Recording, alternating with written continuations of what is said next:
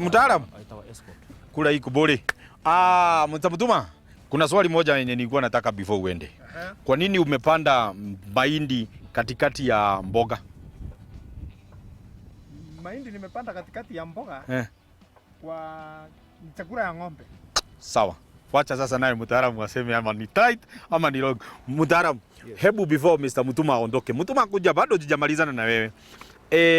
Ni vizuri vile amefanya kuweza kupanda mahindi katikati ya mboga. Unaweza recommend wakulima wafanye hivyo?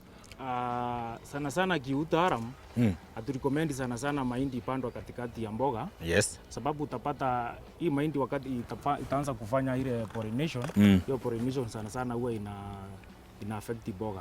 Although hii unapata hii mboga iko very rare sababu hii mahindi bado ni changa. Okay. Lakini vile amefanya sababu amepanda hii mahindi kama hii mboga imesonga songa, kitambo hii mahindi ifike mahali ya kupollinate hii mboga itakuwa ishavunwa. Kwa hivyo umekula bahati. Nilikuwa nikutoe max.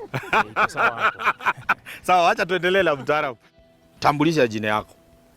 Kwa majina naitwa Peter Mwenda. Yes. Kutoka kampuni ya Kenya Highland Seed Company ama Royal Seed. Yes. Sisi ni wataalamu wa mbegu. Yeah. Tunahusika na mbegu zile tunaitanga ni hybrids, both hybrids na OPVs. Mbegu wakati tumesema hybrid mbegu na ile mbegu ya kitambo ni tofauti ni nini? Na kusema hybrid ni kumaanisha nini? Hybrids ni mbegu ambazo zimetengenezwa na utaalamu wa juu sana, ambazo siko na dhamani ya juu sana ya usalishaji ukikompea na zile mbegu zingine za kitambo zile ambazo tulikuwa tukipanda. Utapata ya kwamba mbegu ambazo ni hybrid sana sana zinachukua muda mfupi sana kwa shamba na kama ni mboga sahi ukiangalia hii mboga iko very healthy. Hii ni ishara ya kwamba hii mboga ukiangalia hivi hata bila kuambiwa utajua hii ni mboga ambayo ni hybrid.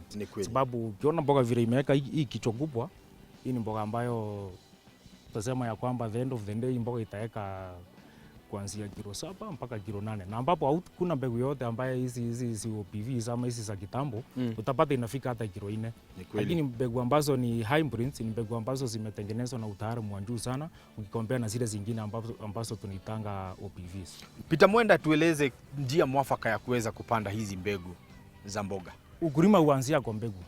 Lazima mkulima aweze kuchagua mbegu ambayo ni mbegu safi. Baada ya kuenda pale kwa duka, mkulima akinunua mbegu ambayo ni mbegu ya hali ya juu, kuna zile recommendations ambazo tunasema mkulima anafaa kufuata ama utaratibu. Usitengeneze nursery mahali ambapo kumetumika sana ama mahali ambapo umezoea kupika ndawa ambazo tunasemanga ni herbicides, sababu itainterfere na germination ya ile mbegu. So mkulima akienda pale kwa nursery atengeneze nursery yake vizuri, hakikisha hiyo nursery ametandaza vizuri na hakuna mawe.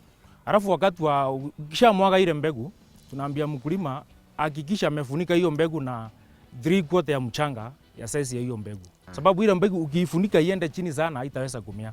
Na bado ukiacha juu bila kufunika, ikichomwa na hiyo jua bado haitaweza kufanya nini? Kumea. Haitaweza kumea. Tunafaa kuspace mboga zetu vipi? Kuna kuanga na zile ambazo tunasemanga ni standard measurement ya kupanda mboga. Kuna aina mbili ya kupanda mboga ama kuna spacing mara mbili. Kwa mfano sasa tuseme tunataka kupanda hii mboga ya aina ya Pretoria, ambapo ukiangalia kwa hii shamba hii ni mboga ya aina ya Pretoria. Tunasemanga spacing ya kutoka kwa line moja kwenda kwa line nyingine inafaa kuwa 60 centimeters. Na kutoka kwa mboga kwenda kwa ingine bado inakuwa 60 centimeters. Hiyo ni kusema ni square 60 by 60. Alafu kuna ya pili ambayo tunasema ni kutoka kwa line kwenda kwa ingine inafaa kuwa 60 centimeters na kutoka kwa mboga kuja kwa mboga ingine inakuwa 45 centimeters. So hiyo inategemea na mkulima mwenyewe. Kuna yule mkulima ambaye ako na shamba kubwa, yeye anaona hata akipanda hiyo 60 by 60 bado ni sawa. Kuna yule mwingine anasema nataka at least shamba niweke mboga 10,000 seedlings, sababu ukitumia hizo measurement mbili utapata at the end of the day hizo mboga ukitumia hii ya 16 by 45 utapanda mboga mingi kuliko ukitumia ya 60 by 60. So kuna hizo mbili ya 60 square na 16 by 45. Hebu tueleze ni wadudu wapi ambao huweza kusumbua mboga yetu wakati inapokuwa? Upande wa wadudu tukianzia pale kwa nursery sana sana utapatanga kuna shinda inaitangwa dumping off. Dumping off ni wakati ushamwaga mbegu zako vizuri pale kwa nursery, lakini una realize ya kwamba baada ya zile mbegu kuanza kugerminate zinaanza kukufa. So kuna ndawa ambayo tuna recommend sana sana wakulima wao wakitumia ambayo inaitwa control, ambayo inasaidianga sana sana kuondoa hiyo shinda ya dumping off. Ukikuja kwa shamba sana sana wandundu utapata ya kwamba wandundu wenye wanasumbuanga mboga ni wandundu kama thrip na BDM. Mboga ina shinda mingi sana sababu si rahisi upate wandundu kama kina mites kwa mboga. Na kama utaweza kucontrol thrips na wandundu wengine, wandundu kama aphids si ngumu sana kucontrol kwa mboga. Ukiweza kuchapa ndawa ambazo sinaweza kucontrol wandundu kama thrip, at the end of the day utapata umeeliminate mpaka aphids. Lakini yule mdundu hatari sana kwa mboga ni mdundu ambaye tunaita BDM. Hiyo ndio usumbua sana sana, na sana sana hii shinda inakuanga wakati wa kiangazi. Utapata wandundu wengi wanapatikana wakati wa kiangazi sababu wakati wa kiangazi temperatures zinakuanga juu sana. Na vile temperature inaenda juu unapata life cycle ya wale wandundu inakuwa fupi. So the rate of multiplication inakuwa juu. Ishara ya BDM ni chewing pest. Mkulima atajua ya kwamba mboga yake imekuwa affected na BDM sababu BDM ni mdundu ambaye anatoboa mashimo kama haya unaona hivi. So hii ni ishara ya kwamba hii mboga kuna wakati ilikuwa imeaffectiwa na BDM. Lakini utapata ya kwamba hii mboga imepona sababu unaona hizi alama ni za kitambo.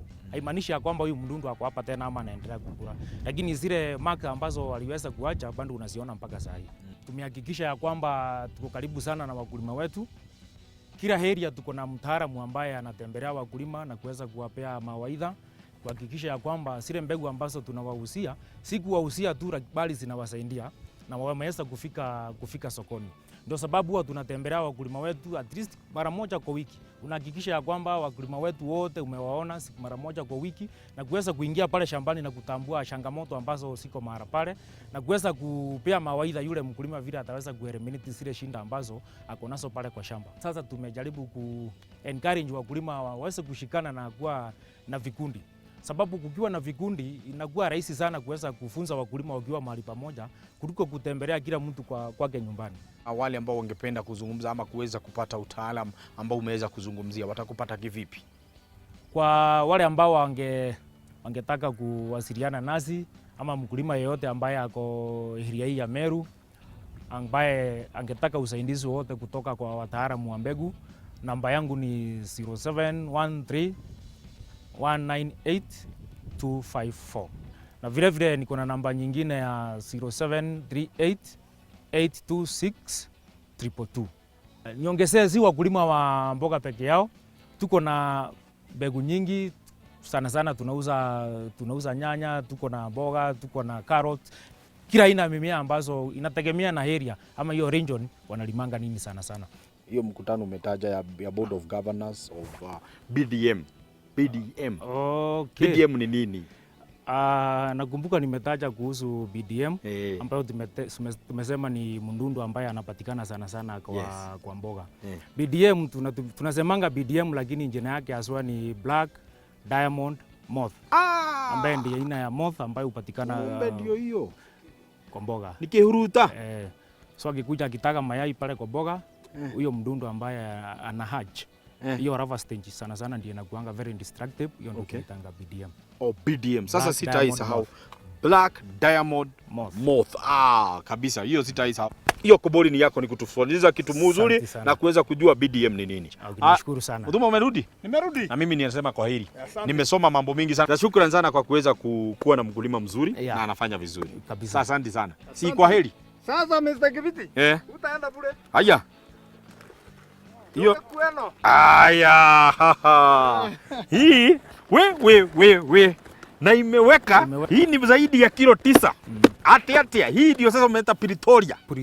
Thank you so much ndikota kuongerera undu ungi no njugire Ngai wa muoyo wa kurathime o nginyagia kiumia gigoka njitagwo kimiti wa gitau kumana guku mwena wa Meru tuganire hamwe twaririe munyakage kamwe kagima kuja hapa tege kwaja kiumire ira wega ai irogeria kujaga Bruce. Hello leo eno ndatwarira karuse na eno ndwarira wewe yokozuna Ibes.